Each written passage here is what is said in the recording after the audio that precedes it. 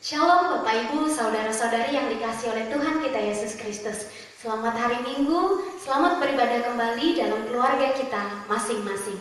Saya berharap kita tetap dalam keadaan sehat, kuat, dan boleh tetap semangat untuk menjalani hari demi hari dalam kehidupan kita. Renungan firman Tuhan yang saya bawakan bagi kita pada saat ini terambil dari 1 Petrus pasal 1 ayat 3 hingga ayatnya yang ke-12.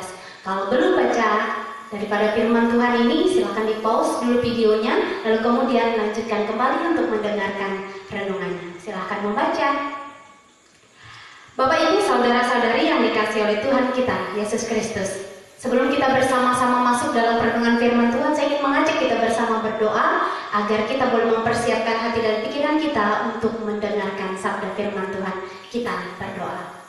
Terpujilah Tuhan atas kasih dan karunia yang telah Kau nyatakan dalam kehidupan kami, dan sampai detik ini kami diberikan kekuatan dan kemampuan untuk melewati segala hal dalam kehidupan kami.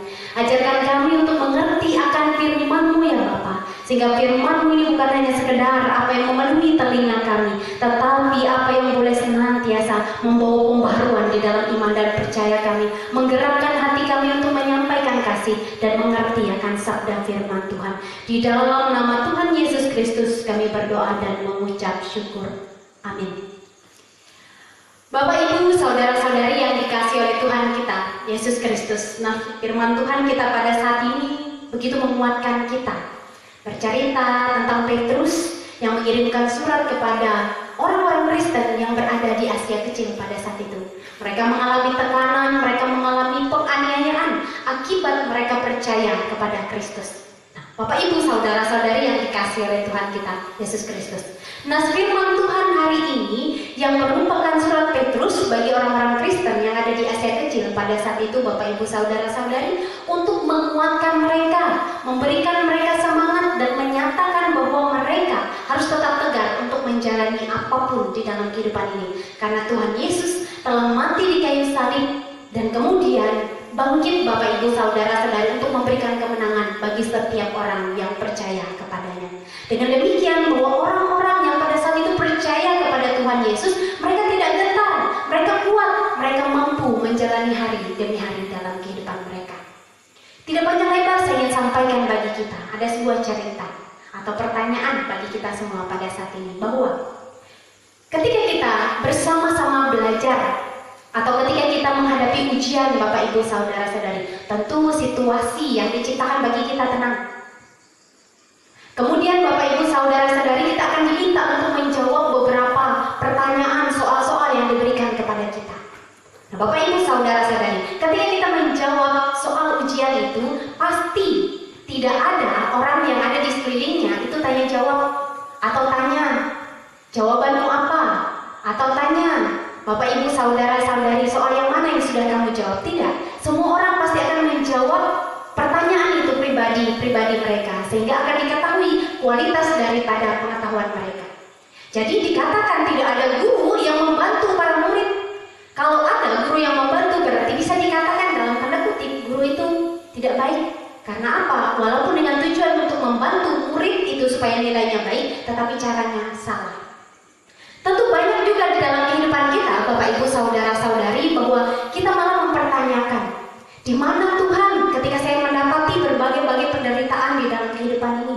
Di mana Tuhan ketika saya menghadapi pencobaan di dalam kehidupan ini? Kok Tuhan diam saja? Kok Tuhan tidak jawab doa saya? Bapak Ibu saudara-saudari yang dikasihi oleh Tuhan kita, Yesus Kristus. Saya tidak menyamakan, tetapi saya ingin mengatakan kepada kita, Allah mengetahui saat, masa bagi Ia untuk menolong kita. Ia datang ketika kita belajar, Bapak Ibu saudara-saudari. Belajar pada saat apa? Ketika saya dan Anda untuk mencari kehendak Tuhan di dalam kehidupan ini. Ketika kita bersama-sama bersekutu. Ketika kita bersama-sama, Bapak Ibu saudara-saudari, menyatakan kasih Tuhan di dalam kehidupan kita. Dan di sana Tuhan mengajar kita, Tuhan membantu kita. Tetapi pada akhirnya, Bapak Ibu saudara-saudari yang dikasihi oleh Tuhan kita, Yesus Kristus, Allah tidak pernah tinggal diam atas segala sesuatu dalam kehidupan ini. Bahkan dikatakan Ia telah rela mati di kayu salib untuk menyelamatkan saya dan Anda dengan keberadaan dosa kita semua pada saat ini. Nah, firman Tuhan ingin mengatakan kepada kita tentang pengharapan, iman, dan kasih. Yang ingin mengatakan kepada kita, Bapak Ibu Saudara-saudari, kita patut bersuka cita, memuji Tuhan dengan segala apa yang ada di dalam kehidupan kita. Karena apa? Kebangkitan Kristus di antara orang mati itu berarti memberikan pengharapan kepada kita. Bahwa ia tidak mati, ia tidak hilang, ia bangkit dan memberikan harapan yang penuh dalam kehidupan kita. Apa harapan itu? Harapan itu adalah keselamatan. Dikatakan pada kita pada ayat yang keempat, untuk menerima suatu bagian yang tidak dapat binasa, yang tidak dapat cemar, dan yang tidak dapat layu, yang tersimpan di sorga. Bagi kamu, ayat yang kelima, yaitu kamu yang dipelihara dalam kekuatan Allah karena imanmu, sementara kamu menantikan keselamatan yang telah tersedia untuk dinyatakan pada zaman akhir. Kita bisa bayangkan, Bapak Ibu Saudara-saudari, pengharapan itu ingin menyatakan kepada kita bahwa kita diberikan keselamatan. Ya, bukan sesuatu yang bisa, Bapak Ibu Saudara-saudari, berakhir begitu saja, tetapi ia dapat memberikan kekuatan di dalam kehidupan kita, bahwa Allah memberkati kehidupan kita. Lalu Bapak Ibu Saudara-saudari, dalam kehidupan kita sebagai orang-orang percaya, loh, bukannya ketika saya percaya kepada Kristus saya akan dibenarkan, saya akan dilepaskan dari berbagai permasalahan, saya tidak diberikan masalah dalam kehidupan ini. Bukan.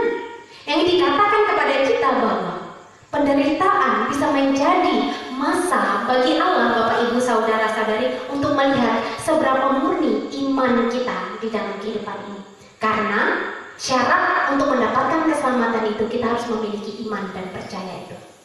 Bapak Ibu Saudara-saudari yang dikasihi oleh Tuhan kita Yesus Kristus, saya ingin katakan bagi kita bahwa penderitaan tidak selalu menimbulkan situasi yang buruk, apalagi jika itu penderitaan karena kita percaya kepada Kristus. Yang pertama apa? Penderitaan bisa memunculkan empati kita. Artinya apa, Bapak Ibu Saudara-saudari? Kita bisa merasakan juga penderitaan orang lain di dalam kehidupan ini, bukan hanya memikirkan diri kita sendiri. Itu yang pertama. Yang kedua adalah kita akan bergerak. Kalau ada orang yang butuh bantuan, kita akan dapat membantunya.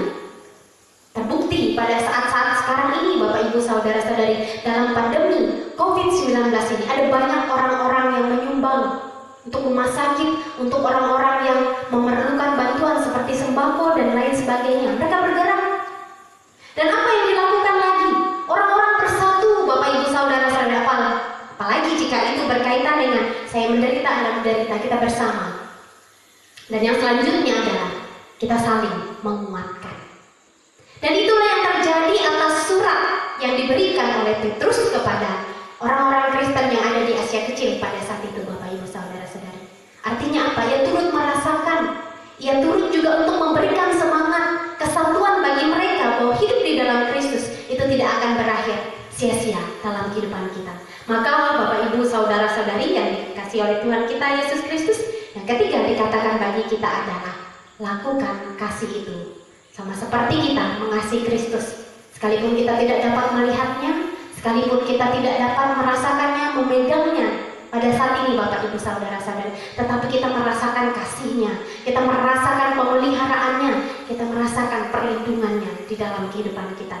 Bapak Ibu Saudara-saudari, nah, firman Tuhan hari ini mengajak kepada kita bahwa yang pertama, mari kita nikmati setiap proses. Jika kita harus menderita akibat kita percaya kepada Kristus dengan segala keadaan kita pada saat ini, mari nikmati. Ada kisah, ada jalan yang Tuhan tunjukkan bagi kita. Itu yang pertama. Yang kedua, dalam berbagai penderitaan mari kita memahami kehendak Tuhan. Supaya apa? Kita lebih dimurnikan di dalam iman kita lebih dikuatkan, kita lebih bersatu. Dan yang selanjutnya adalah lakukan kasihnya. Maka pengharapan, iman, dan kasih itu boleh kita lakukan di dalam kehidupan kita. Demikian firman Tuhan yang dapat saya sampaikan bagi kita semua pada saat ini. Biarlah kiranya ini boleh menguatkan kita, memberi semangat bagi kita untuk dapat menghadapi hari-hari dalam kehidupan kita. Selamat hari Minggu, Tuhan Yesus memberkati. Shalom.